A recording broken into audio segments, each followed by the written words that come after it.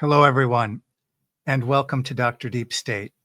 We began our show with a question: is Catholic media spectacle or part of the spectacle? And that's a question I raised to my locals community this week. And at the end of this presentation, I want to bring together some of their responses, and I think they're quite interesting. And I don't exclude myself from the question: is Catholic media part of the spectacle? Is the church itself becoming part of the spectacle? The bigger question here is, where are we in this transition between the church and the anti-church, which is just a copy, emptied of the essence of the original church? And the spectacle, we argue, is part of getting us lost in this transitional part where we don't see ourselves as sometimes willing or unwilling participants in the transition into the anti-church. So some of the bigger themes we dealt with this week on our local station were the general idea of and I'll cite all three of our videos this week, of a staging of a massive psychological operation that's taken place since the French Revolution. One of the key themes that we tapped on beginning on our show on Monday, and I'll give you all the highlights of everything, was the philosophical concept of alienation as the source of the crisis in the world and the crisis in the church. And I can talk about that a little bit. I want to give us more of a traditional Catholic idea that's quite original from Eric Voegelin.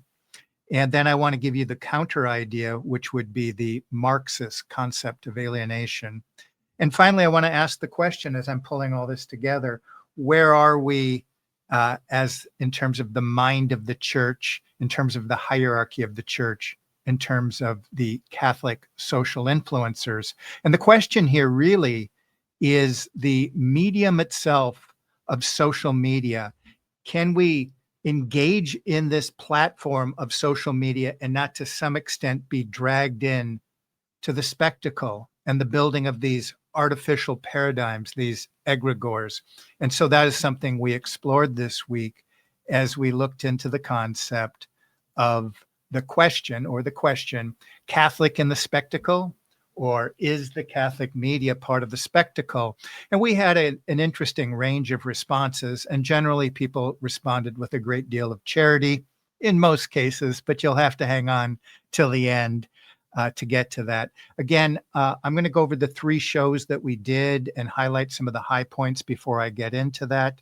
Both our show on Metaverse Monday, Connect the Dots Wednesday, and Memory Hole Friday, and how we pulled all those together into a theme in order to ask the question: is Catholic media part of the spectacle? Toward the end of the presentation, I'll give you some highlights of the concept of spectacle to remind you what we mean by this world of illusion, this world of images that entraps, as sacred scripture would say, most of the world in the great deception.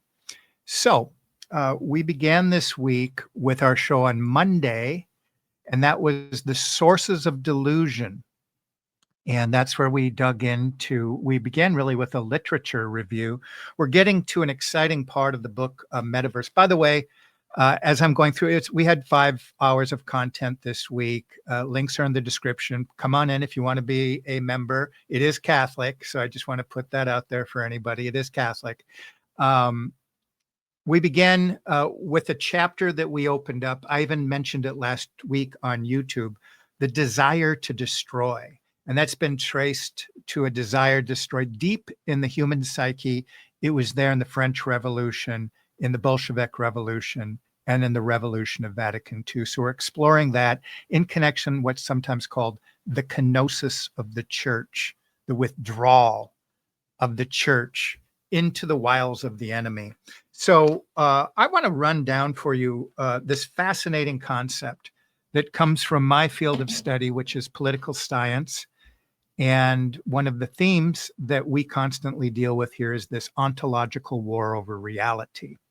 So one of the themes we began with was Eric Voegelin's idea that the source of the modern crisis, he went against the grain of the predominant political science discourse in the 20th century. And he came up with a very novel idea, an essentially historical and Catholic idea for the core source of mass disorientation in the 20th and 21st century. So Eric Voegelin's thesis challenges the conventional understanding by identifying heresy as the deep spiritual source of revolution and, by extension, questioning the sacred symbolic economy. I oftentimes say here that reality is most beautifully comprehended by the Catholic Church, because reality that can see both the image and the reality behind the image, the metaphysical, and we apprehend that through a source that is both historical, hierarchical, and sacramental. And so that's what we mean by questioning the sacred symbolic economy of the traditional Catholic order. This perspective invites us to reconsider heresy as a metaphysical phenomenon tied to alienation and the potential source of spiritual motivation of the spirit of the ruling class. According to Voegelin, heresy represents a deviation from the established religious and social order.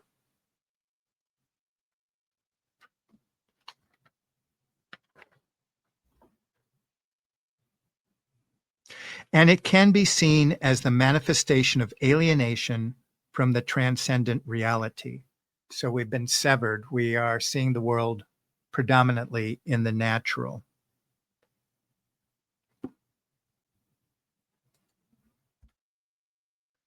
So within this context, the concept of alienation and the condition of the human soul can be seen as a relevant factor.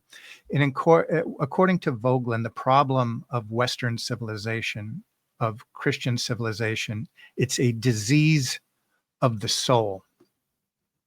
These feelings of disconnection, disillusionment, and dissatisfaction with the existing social and economic structure can create fertile ground for the emergence of revolutionary ideas.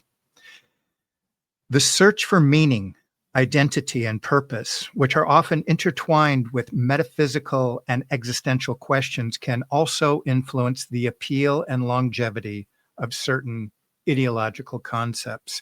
I want to do for you a quick literature review and sort of map this idea out if you're hearing this for the first time, because I think it clears away a lot of the ideology that we've been handed in terms of explaining what's the problem with the world today. Within this stream of analysis, many and varied examples of trans-historical revolution. Voegelin's looking at what's the common denominator with revolution from the ancient world into the medieval and the modern world. Alexis D. Tocqueville coined the term a spirit of the times, or the spirit of revolution. So he was also searching what is that deep pathological desire to destroy or to invert the order of being. So, or what today political scientists term political religion, that's what I argued with you last week, is being created in front of our face. We could call it Christian nationalism, which is a deformed reality based upon a heresy that could identify patterns of a revolutionary mindset, stretching back to the Middle Ages. Norman Cohn's The Pursuit of the Millennium, 1957, went further. He found patterns of behaviors associated with psychological disorientation. We want to see about the Caesarism, according to Oswald Spengler of our time, the clown show that is modern politics and much of our society. So this psychological disorientation or mass delusion in medieval millennialism and modern ideological movements. So Norman Coleman, who influenced me greatly for the title of my book, In Pursuit of the Metaverse, saw that these displaced categories, he would say in the mind, he was a British historian, Cohn, of the Jewish mindset, had these misplaced categories in these fantasies, or he called them phantoms. I call them egregores, demonically charged paradigms that try to create revolution, to create these biblical prophecies and make them come into life. And in our tradition of a millennium, it's something that's outside. It's got a separate quality.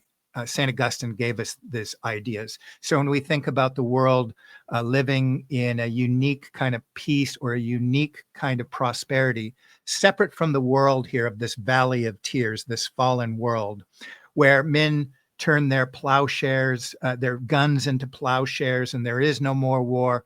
This is what we call the Jewish utopia. These are misplaced ideas that the Christian mindset, properly ordered in a historical, sacramental, where the church's ecclesiology, its eschatology, and its theology are properly ordered into a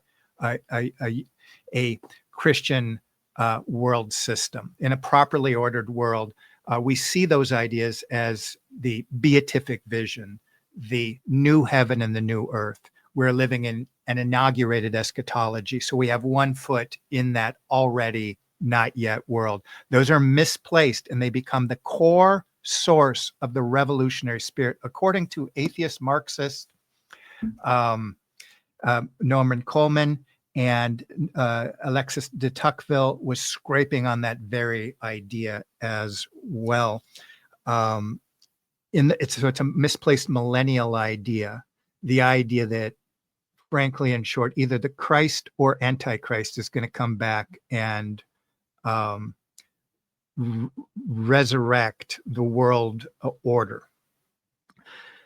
And with varying cultures and varying patterns. So this exists at many different times in many different places. He notes, for example, how the ideological features present in modern political movements such as German nationalism and communism. So there's features both on this historical left and right of the 20th century that are merging together now with the techno-utopian promises of a reclamation of all things.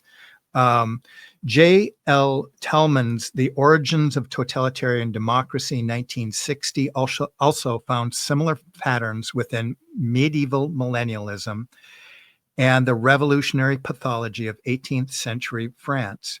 Robert Tucker's The Philosophy and Myth of Karl Marx, 1961, places the same revolutionary pathology at the center of Karl Marx's revolutionary millennialism and manifests in varying in visions of human perfection. Think about the techno-utopia that the tech oligarchs are promising right now. And just this week, there's been a disclosure of a new technology that they'll regenerate limbs and so forth. I don't know how much truth there is to that, but we're living in these times.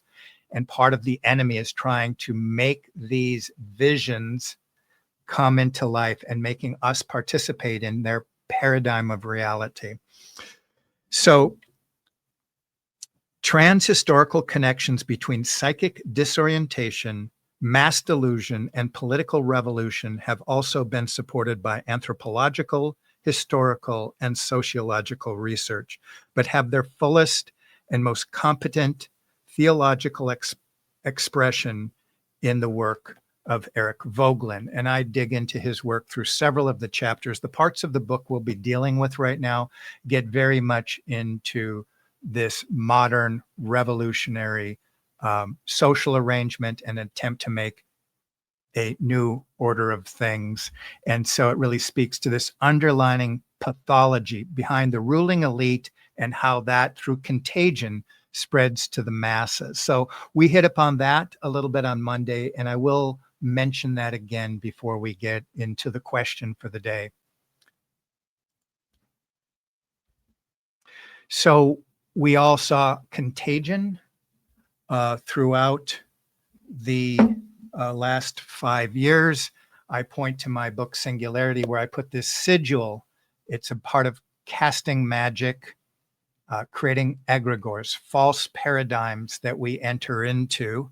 And these are triggered by events that we've talked about: kayfabing, predictive programming, killing of the king rituals, and revolutions. Earlier today in our conversation on Memory Hole Friday, we were talking about the revolution of the 1960s, from rock and roll to to cultural revolution to legal revolution, and how radical that was in such a short period of time, matching the Weimar years, matching the French Revolution, just these revolutionary changes that happen all at once. These in in um, in evolutionary theory, they call it punctuated equilibrium for the people that try to apologize for the macro version of that model. So, so we talked about that, and we talked about sixth generation warfare, because one of the questions we were considering is, do people need to know about psyops to be able to call these things out? Something seems to be new in the world, that this seems to be, for the Kennedy case, it took decades for people to start really questioning. 9/11, it took a decade. The event 5 years ago, it took months. And in this episode, with the newest PSYOP, it took days. And so people's learning curve is increasing. We're using some of the technology that hasn't been totally censored to share information with one another. And people are waking up, which is a dangerous sign, meaning another big PSYOP is probably in the works to pull people back into the spectacle. So we wanted to remind people here that this is how I began this book, that what's coming upon us. First, it was the plan of the World Economic Forum. Now it's Trump's oligarchs dealing with the data centers and extracting your data. And as we've mentioned, the digital control grid. What's underneath this plan about bringing all minds together into the Internet of Bodies and the Internet of Things? What's behind this? The tactical ground field is called sixth generation warfare. And I argue in here in the main thesis that that's one of the tactics to interject these egregores, these mind viruses into society. So what I want to point out here, and the reason I'm reading this, do the regular people, because that's not polite conversation. It's not on the mainstream. It was never on the controlled alternative network until the last few weeks. People are entertaining it at the edges. But what I would suggest here is that sixth generational warfare is going to now include artificial intelligence, autonomous systems, and sophisticated data networks to achieve military and psychological superiority. So we still are trapped in a paradigm of thinking of tanks and planes and geostrategic positioning. That does occur, but the real war is the war upon our minds. And it's especially aimed at shifting the cognitive process and exerting influence over decision makers and those ruled. And that was one of the bigger themes that we dealt with on Locals this week in our 3 shows, was the essential, I'll show this in a moment, the rewiring of the Christian brain that began in the 19th century. And I'll show you some of these references. One of the critical parts, people in the deep state community, I'm talking about the literature. I talk about often Project Gladio and how that was used in the Cold War years to do this exact thing, to shift ideologically people's minds, to shift paradigms, and to motivate or corral people into certain policy directions. And so that's kind of famously been disclosed, but that's what they are in a sense. They're these fake events, and then they're presented on the fake media. And when we repeat those, even if we're trying to be truthful on our channel, are we sometimes participating in this spectacle that is really an illusion? It's a manufactured reality. And so that's a larger theme that we're dealing with here this week on our local station, asking the question, can psychosis itself be contagious? And anybody that's lived through the last 5 years and tried to go to a supermarket without a mask on, you saw the level at a world scale. And that's why I call it the empire of spectacle, because it manufactures these it is a manufacturing of cognitive dissonance and interjecting contradictory information into the public. And we saw it at a world scale, and it produces a type of psychosis, and it is contagious. And the term that was thrown out over the last 5 years on the media was mass formation psychosis.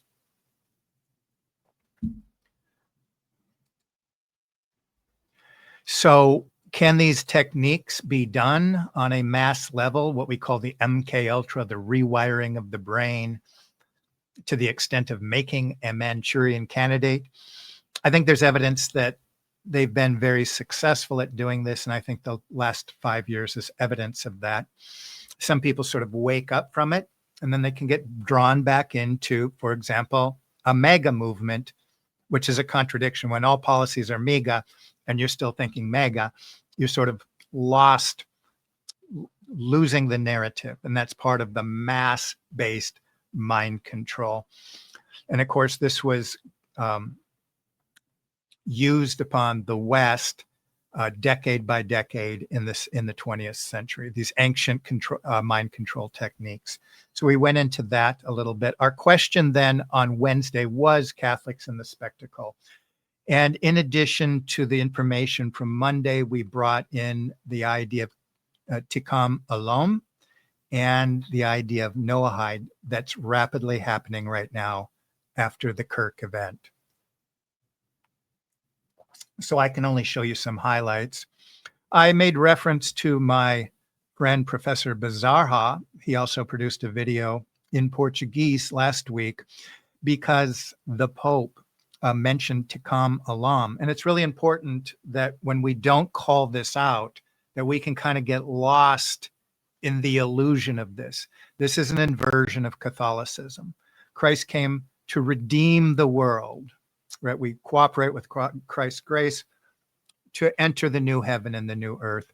And in this vision, it's a repairing of the world. And you get the ideas of the Kabbalah and Ein Sof and so forth. I won't drag you through it, but it was shocking when some of us heard the Pope say that. And then we did have a reference. I won't put it down. Pope Francis said it in 2022, and nearly 5 other people in the hierarchy mentioned it. All of them were heavily involved with Jewish Catholic dialogue. So I suggest the idea, it's hard to ignore that our current Pope doesn't know what he's talking about. And I might play a moment of a video for you just to say how over the top events of the world are. And let's do it right now. Let's talk about Noahide. So I mentioned for our group this week, and I can only tap on some of this, great and shocking changes have been going on in terms of Noahide. And do I have it up here? There we go.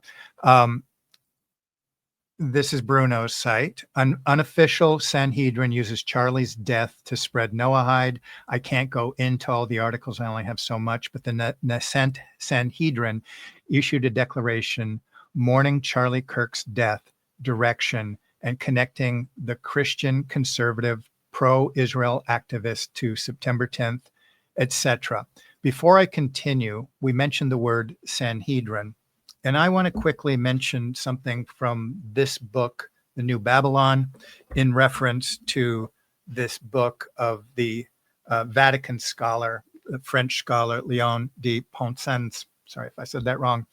And the reason I want to step back from Noahide, people kind of get shocked when you say that. And what's this all about? And you're talking about mass mind control. And I just want to remind us of the big picture. We always do that throughout the week on our local station. Again, links are in the description if you'd like to become a member. Both the books, Seeing Through the Singularity and the Metaverse, are down there, links in the description. Excellent book by Michael Collins Piper called The New Babylon. Another way of saying this, he's really breaking down the New World Order, which would be the Talmudic world order, and he does it brilliantly. And here he references this book that I just mentioned here. The bookmark fell out. So he's making a reference here. And again, Leon was a scholar all the way from the 1940s, carefully tracking this interreligious dialogue, especially the work of Jules Isaac and how he was preparing himself for this moment that became Vatican II to rewire the mind of the church.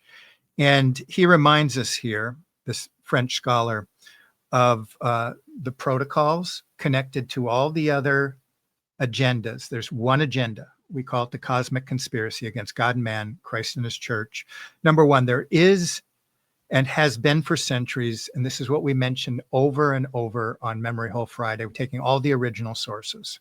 It repeats itself because it's not out, bandied about in public. People think it's not real. There has been for centuries a secret political and international organization called the Jays.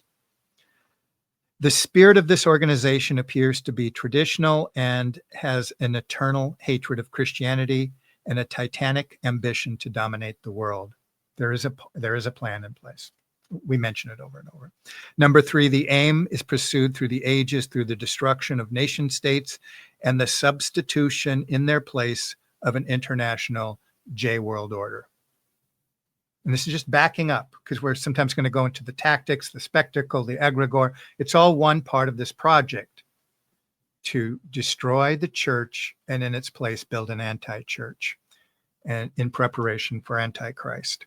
Number four, the method employed at first to weaken, then destroy the existing political bodies and ultimately the consciousness of each individual Christian, in a sense, rewiring their brains.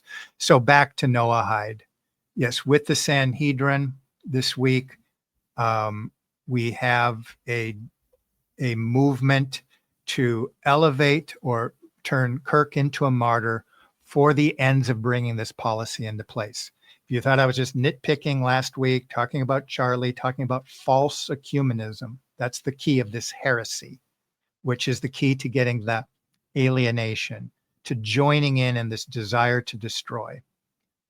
And so we had this in spades with this, and we had yet another article this week. And actually, there were 6 that came out, and I can only share part of them with you. We have the Times of Israel writing about fulfilling the Noahide. And we have in this video, they're hauling over a crowd of 700 people around the world to be taught and trained in this. It even includes the new head of the Department of Education, many state legislators. This is really ramping up. So this moment is being used, this traumatic event is being used to interject Noahide. I just got a sign up here that my sound or images might not work. I'm going to continue with the video anyway. And what I want to show you, it might not quite work. We have right here again, we have the big guy up here with the crew. And so this is moving. I mentioned last week, billions of dollars the head of state of the United States of America is appropriating to spread Talmudism around the world.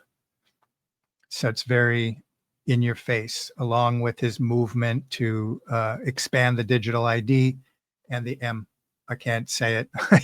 It's the injection MR that connects the neural lace to the Internet of Bodies. And I did have to mention, and I'm just going to play this video. If the sound doesn't come on, just deal with the pictures. You can kind of get the idea of this false ecumenism going on.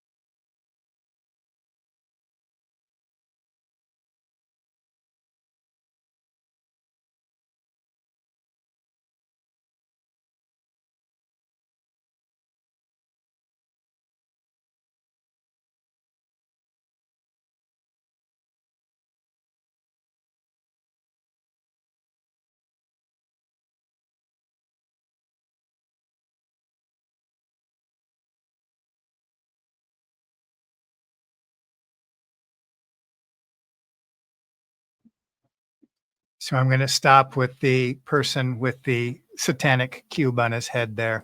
This is pretty dangerous stuff. This is very false ecumenism.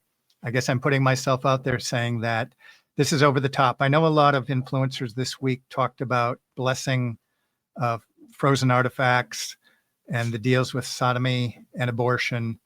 But this is a whole nother level. But you put it all together, and the idea of even just consenting to this, is this pulling us into the spectacle? And this is the question I asked our community, and that's why I'm here today, to show you their response and give you some of the highlights of our show this week. So the Noahide is very real. It's being implemented as we speak. The heads of state are, for the most part, on throughout the world, are for the most part on board with it.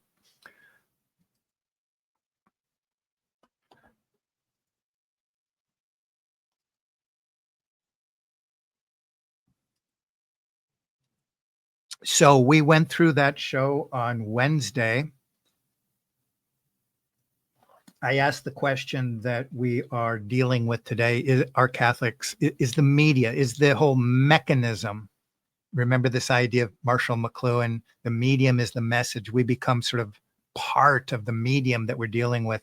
Does it lead to spectacle by merely engaging in it? And of course, I include myself. I'm not finger pointing here.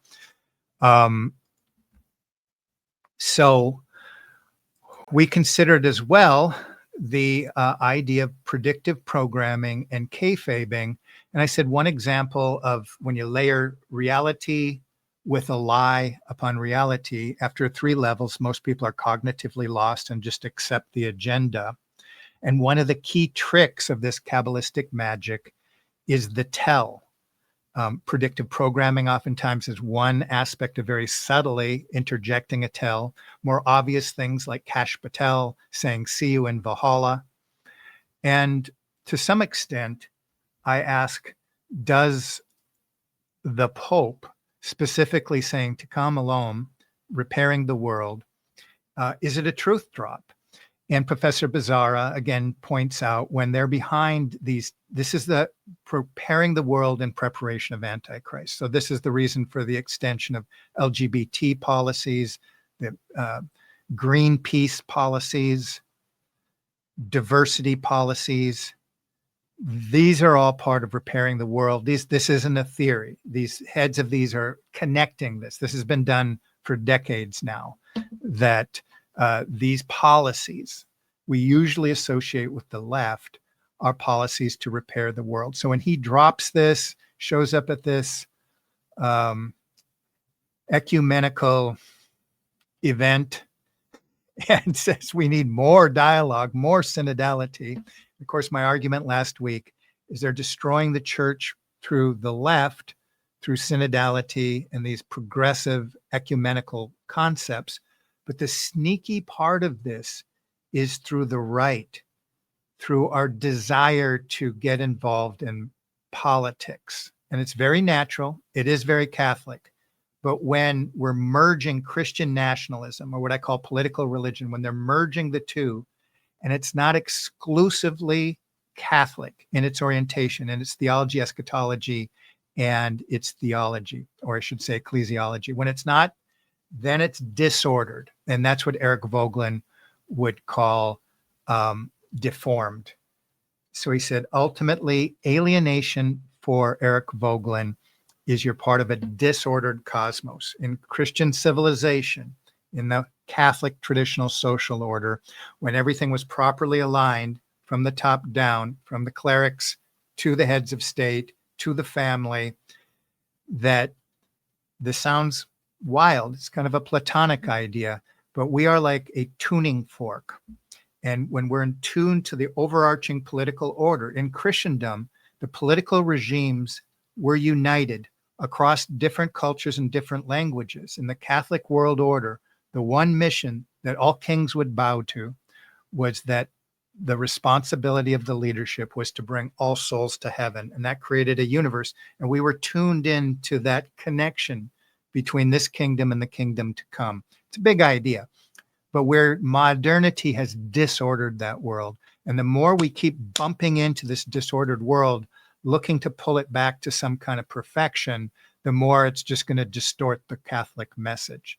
And that's what I'm arguing, and I'll show you in a moment in my upcoming book. So I think, in my personal estimation, it's important at this point to call out this agenda, both from the left and the right, when we have clerics saying that Charlie Kirk should be a martyr, and we're getting lost in that mimetic energy. That's energy from below. And so we want to be guarded from the left and the right, is the message that we're talking about this week, so that we don't get lost in the world of illusion, this self-referential reality that ultimately becomes simulacrum, where there is no more, the control grid is so complete, and we've merged with technology so completely, we don't have the information necessarily to get back to base reality. So on our Friday show, we did the Memory Hole Friday. This week, we combined two books by John Coleman, The Committee of 300 and the Tavistock Institute, and looking at this mass psyop of Western society, the attempt to rewire the Western brain. And we went into many details. Many were quite interesting. We even went into the theory that the Beatles were part of this atonality, to change frequencies and tone to bring in this distorted idea. And of course, some people connect this back to 1912 and Schoenberg, his composition that was atonal, and the effect that has on the human psyche. Both Plato and Aristotle talked about this to some extent, or I should say at some length. It's a very important idea that we take for granted, and we're going to connect this. Let me just continue here. We're going to connect this next week, well, we did this week, to the agenda of the Frankfurt School to get into our universities and put this Marxist idea of alienation into our minds. And so we made some of those connections today. Many of the people involved in Tavistock were also associated with the Frankfurt School, and I can't go into that in detail. But next week, we are going to make connections to a book called The Leibniz Connection, where in the late 19th century, the great, what we'll say the beginning of what we call the behavioral science revolution, brought the people together that would lead the universities throughout the Western world, and gave them this kind of bogus, naturalized, immanentized view of man. And that became 20th century thinking. And when you mix that together with things like Sigmund Freud or Bernays or Lippmann, you get a very degraded higher education, which is typically what's discussed with American education. Later next week, we're going to tie these together on our Locals channel to two pretty well-known books, The Deliberate Dumbing Down of America by Charlotte Iserby, and The Dumbing Us Down by John Gatto. Very fascinating books. If somebody wants to look into that on their own, they both have YouTube videos that are at least 10 to 15 years old that have been around.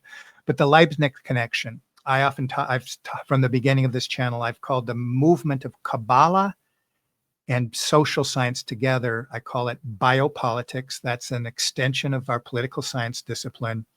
That's where these behavioral techniques are in our constitutions and in our institutions. And indeed, that's extended here with this idea that the behavioral sciences were pulled together and directed and indeed weaponized. The full title of that book is The Deliberate Destruction of American Education. So this larger plan that we talked about, the destroying of the Western civilization, the destroying of the Western mind, the destroying of the Western soul. And one of the great things John Carter mentioned today is, as a trapper, when you're able to see, like a coyote sees these traps, he doesn't go back.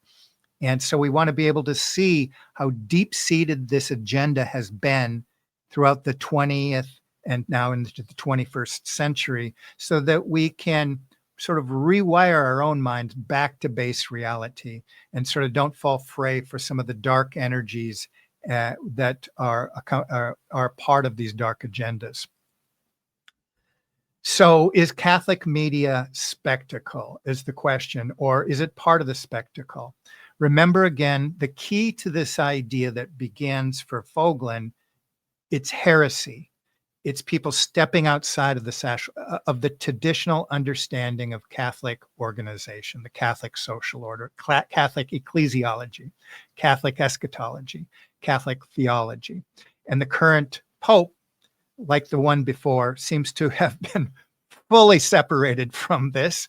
And that's not a topic of this program, but it raises questions of how we, as influencers, I really don't call myself one of those. I spend most of my time on locals, but how we should engage the agenda. How should we, is it necessary to identify the people, the agenda, the PSYOP, both in its larger contours of throughout the century of destroying the Western mind, and in its particulars, namely one of its classic techniques, which is a gladio psyop. That you saw it over the last several weeks. It really has a power to pull them in. You saw Trump's ear. If you don't call it out, and maybe you got sucked into it, and it's hard to pull yourself out, but it is possible. And so that's the question. Where are we at in terms of the landscape of Catholic influencers is the question we asked this week. And so this great heresy that begins with Martin Luther spreads this desire to destroy, this alienation. And what is the alienation for Vogelin? It's an alienation from the ground of being. I know that sounds philosophical, but God is all being. We call reality God's being. The Kabbalistic tradition, they worship a God that has no being or no essence, a God filled with contradictions. Our God, as St. Thomas would tell us, we get our head screwed on by being tuned into the laws of non-contradiction. So we always want to be aware. PSYOPs are always going to get you in that frame of mind where they're giving two disparate ideas to force you into cognitive dissonance, to shove an agenda in your face. And so when you're mindful of these traps, it helps avoid them. And it really ultimately comes down individually to our own path of salvation so that we can associate with others that are tuned in to these traps, that are like-minded. And yeah, the French Revolution was ground zero for this PSYOP. And it would spread to the left and the right in the 20th century. From the Little Red Book and the censorship there to the right side, both the French Revolution, the Nazi Revolution, the Communist Revolution, were all trying to create the new man in the image of man, to make an empire of man, or as St. Augustine would say, the city of man. And now that bio-revolution from the left and the right in the 20th century has merged into a type of communitarianism. So under the surface of all the leaders of the world, we see the Palantir Project. We see the data centers that want to harvest our data. If we're Christian in mind and we truly believe that we're made in the image of God, Imago Dei, they're literally trying to harvest not just our information and our thoughts, but the very essence in a very parasitic fashion. And that's going to be part of creating their artificial version of reality. So this is coming. If you've seen the censorship recently in the UK, it's quite shocking. And these proposals are being put out in front of our faces. When we talk about connecting the dots, we should not separate them from the federal military in our cities and streets, the pathologizing of the homeless. And that's only one short step away from pathologizing a conversation that I'm having with you right now. And that was there in both the Nazi regime and the communist regime, and it will resurface. The good point is we still have free will, and pushback begins with you understanding the traps. But if a lot of people are living in fear of being called a conspiracy theorist, it really can hold these things back. I don't want to go there. It's not popular. I might lose some friends. Some people on my base might not like it. And so that's the question. Are you captive to a base that wants to wed themselves permanently to whatever the official narrative is? Because that's one of the traps. That's part of the program. So it's out there. We know that all of these things go back to Tel Aviv, its base center, and it's going to be a digital surveillance. This troll up here, this ghouly dude up here at the top, is telling people on a microphone, we want your surveillance system connected to your body. And it's being said out in public. This is the externalization. If you're okay with that, if you're okay with digital credit scores, and it all begins with identifying it. It all begins to, what I've always argued is since 2016, it begins by saying that Trump is part of the problem, right? And so he's connecting himself with the tech bros and this technology. I think the way they dupe us is we have to keep up with China. It's just like the different Moderna versus Pfizer in the war, in the space race. It's all the same stuff, right? It's a fake competition. They're putting in the same grid throughout the world. So before I go into the spectacle, I do want to tap on Karl Marx a little bit. We tapped on him. He's part of the Tavistock agenda. He's part of the Frankfurt School.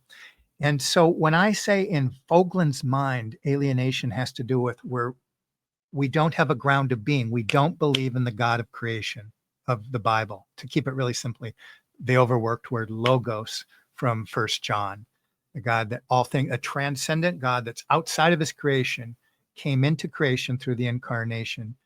All things were created for him, through him, by him. This concept, that's when we're tuned into that logos, we are connected to the ground of being.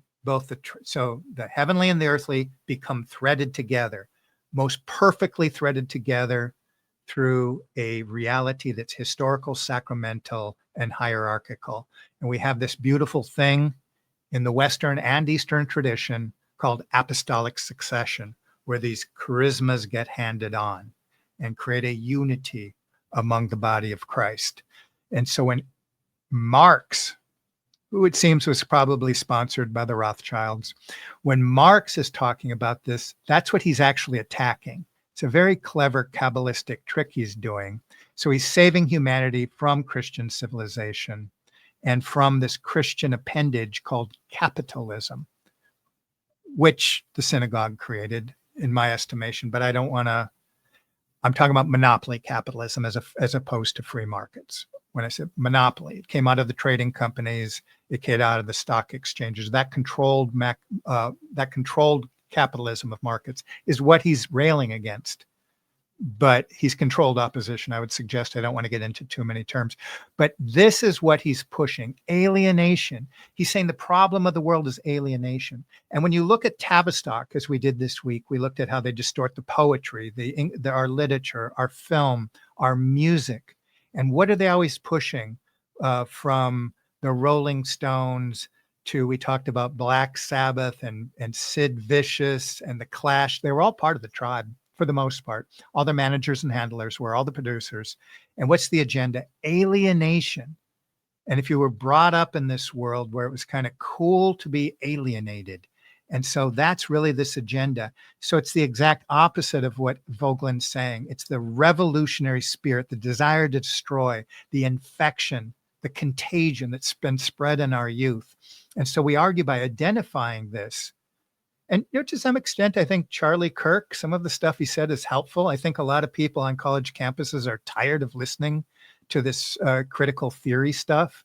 You get it more in the graduate classes, but a lot of people are tired of it. To call that out, but you have to be able to call it the fullness of the synagogue's agenda. You have to be able to not just hit the low-hanging fruit on the left or the right, but the whole cosmic conspiracy.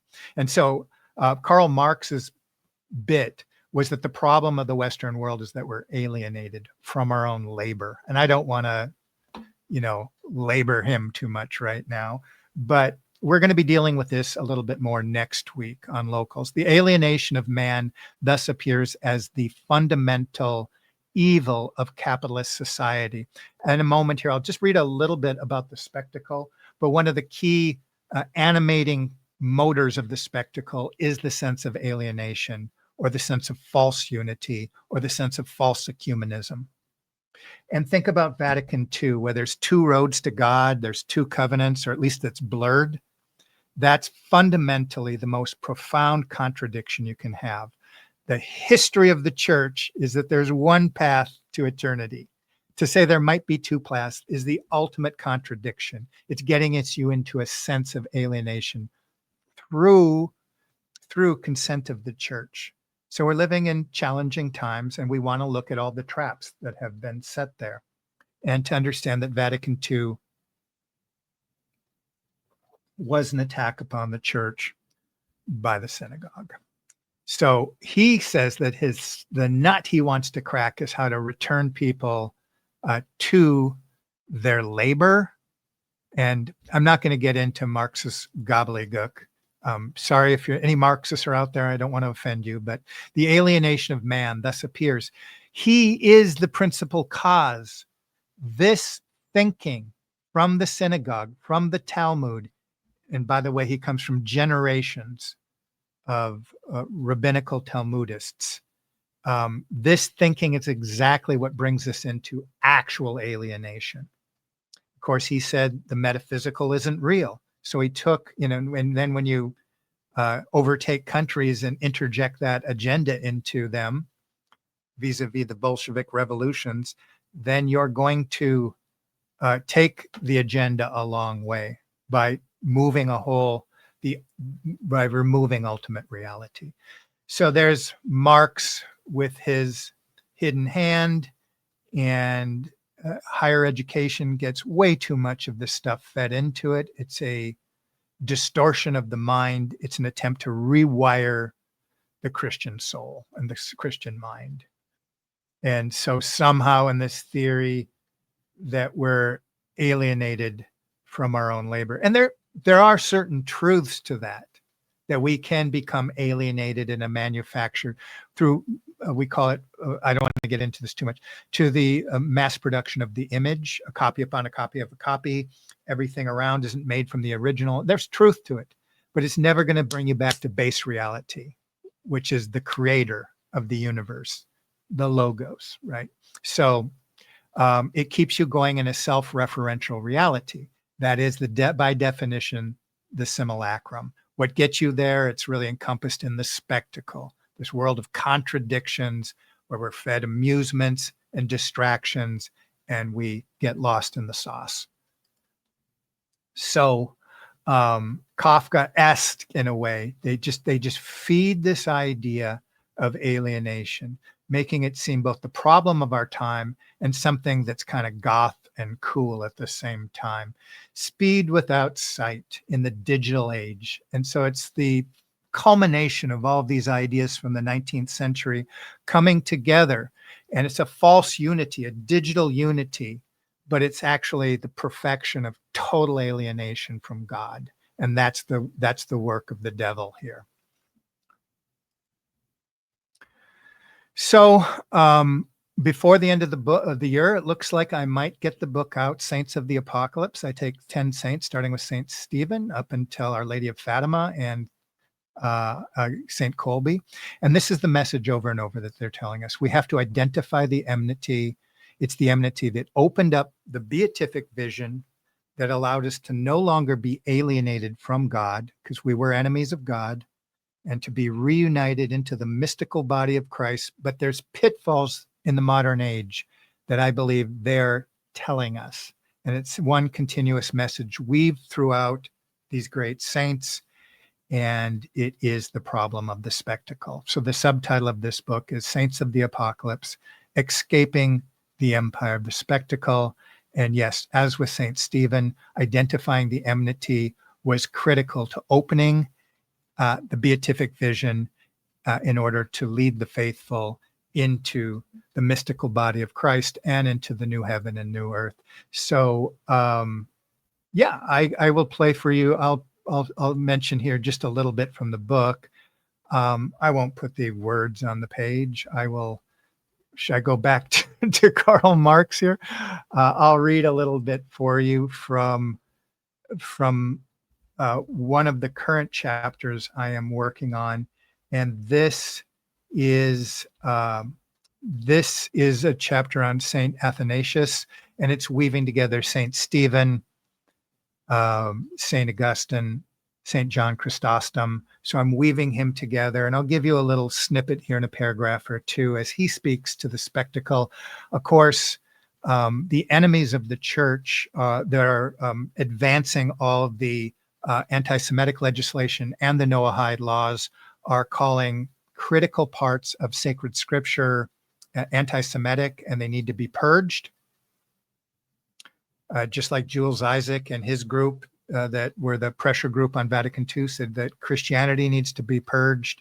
It's all been evil, all the way from our first saints, from our first apostles. They were really the forerunners of the German death camps.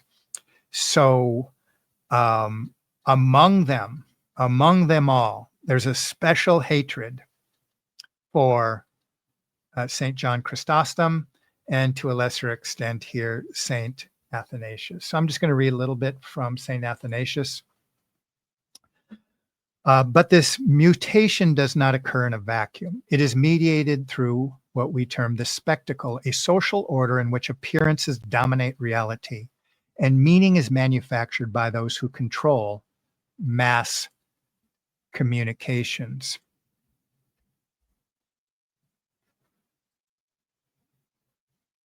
The synagogue of old, now fused the empire of media, ensures the truth is eclipsed by image. Within this order, the church herself is recast as performance. Doctrine reduces gesture, evangelization to marketing, liturgy to theater, and Zionism presented as Catholic orthodoxy. When we say liturgy as theater, I think some people suggested the blessing of a piece of ice was pretty strange. This is how the spectacle works. It transforms truth into image, then image into manipulation. False ecumenism is one of the most potent tools. It rebrands ancient heresies as dialogue partners, reframes dogmatic clarity as rigidity, and recast apostolic faith as a negotiable legacy to be reinterpreted. The spectacle thrives on ambiguity, for ambiguity is easier to market than truth. We have been there before. Let me read it in my own lingo here. We have been there before.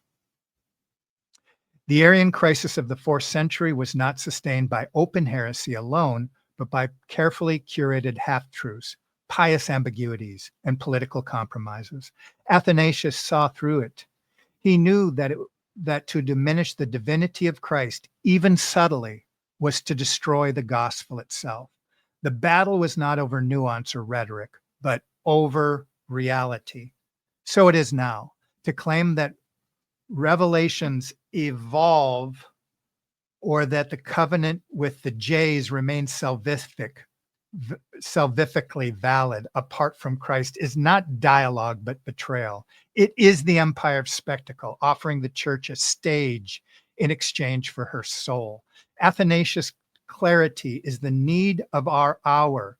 Heresy, even when draped in political garb of interfaith discourse, must be named, unmasked, and resisted.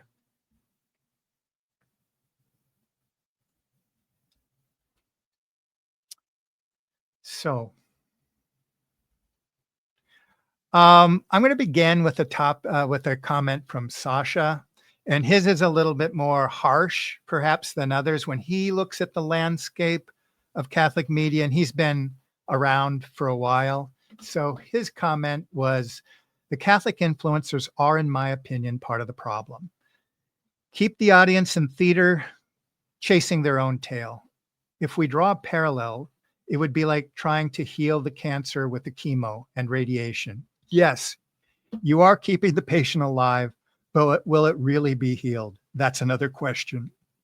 Traditional Latin Mass, which I found through listening to these influencers, yes, but not telling the entire truth will keep you blinded, and you will easily fall for all traps on the way.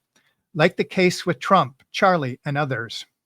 Influencers are looking for earthly solutions, eliminating the supernatural, bringing in all crisis to the horizon, bringing all this crisis to the horizontal. which is a feature of the simulacrum and the spectacle. They are falling for their own egos and likes of this world. The H narrative from World War II was a very powerful tool and basically installed subconscious fear through the entire world. And no one dares go open this door of the topic of the SOS lies as the saints once did. What also these influencers are doing, knowingly or unknowingly, is creating a nostalgic atmosphere out of the TLM. It is only TLM if it's attached to its entire historical teaching. Thank you for that one, Sasha.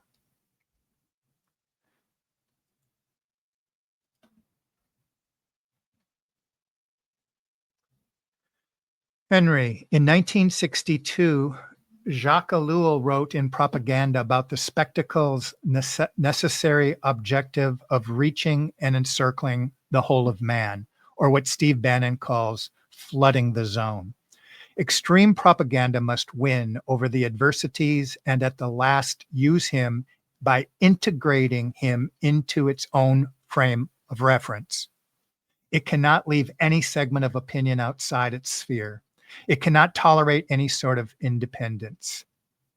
D.C. Schindler calls the Catholic Church the guardian of reality. And it is this reality, authority, and historical truth that the scriptwriters of the spectacle and their social media influencers, i.e. golems, are increasingly leveraging, weaving people back into the dialectic and the enemy's frame of anti-reality with partial truths and inconsistencies. The stakes are high.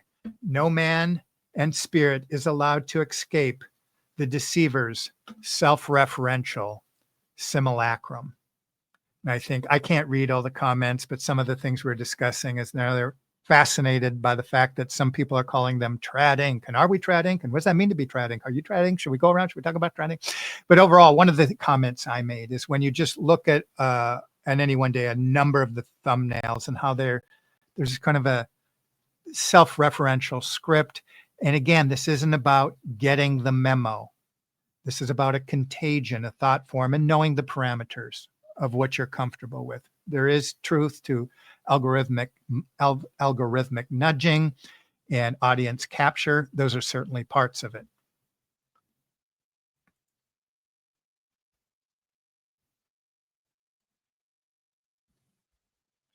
Jan, as it was written in John 11:50, that it is expedient that one man should die, that the whole nation shall not perish.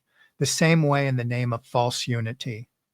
They put truth to death, and the whole world does not perish. Enough of wars and fighting.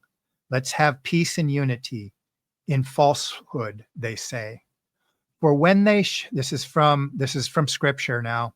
For when they shall say peace and security, then shall sudden destruction come upon them, as pains upon her that is with child, and they shall not escape.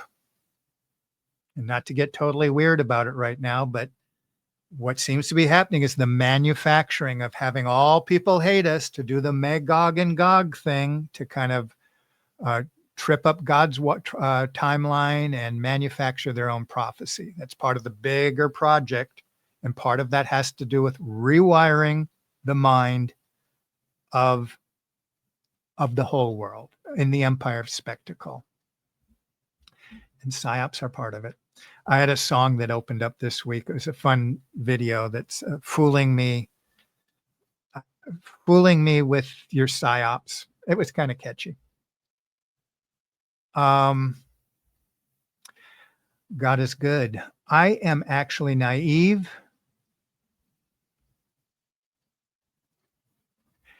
and really don't like to believe that there's so much deception in the world, that people want to actually take others out of this world, that genocide is happening today, etc.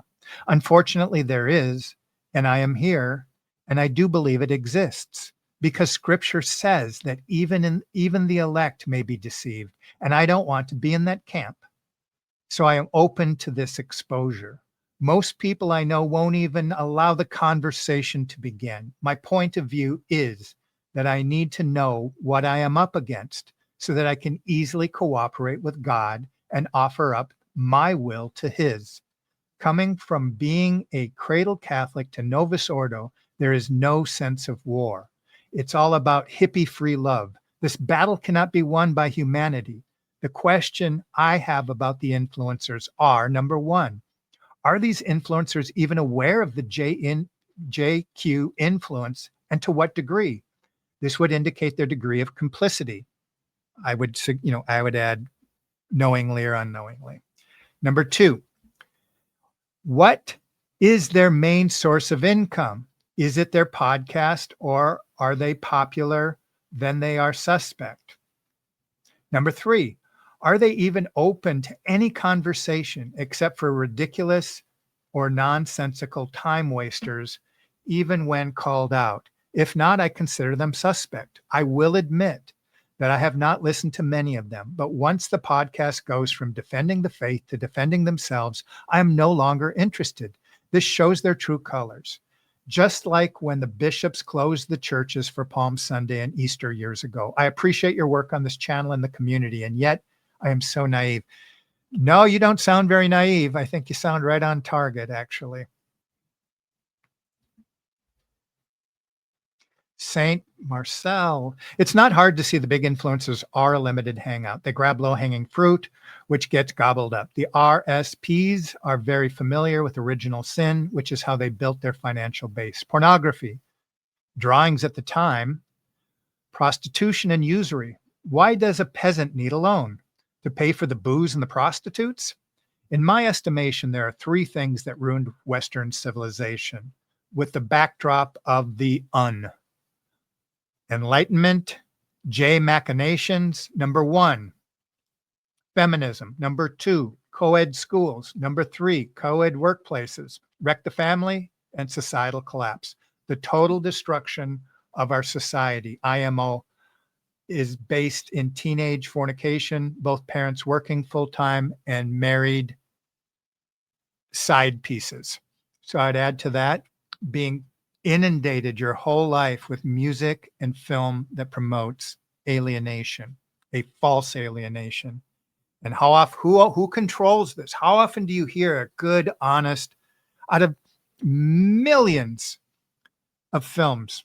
Are there millions? I don't know. Hundreds of thousands of films, all of the stuff on television. How often do you just hear a straightforward Christian message, much less traditional Catholic message? How often? And even if somebody goes to mass once a week, that's what they're up against. If you're raising kids, all of that information, and then a little bit on Sunday. So good. Here's something that I want to include, and I might end on a positive note here.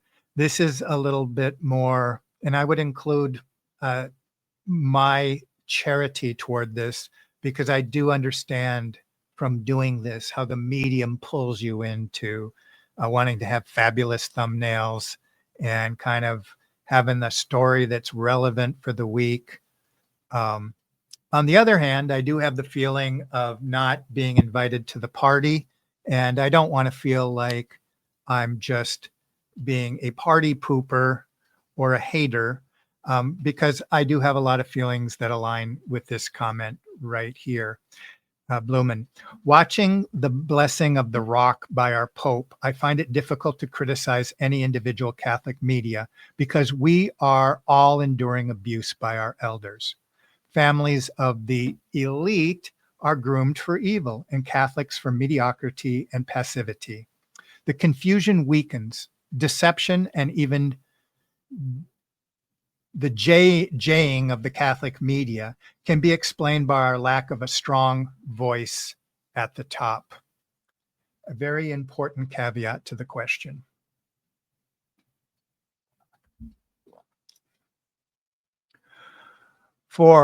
As for the two videos in the image,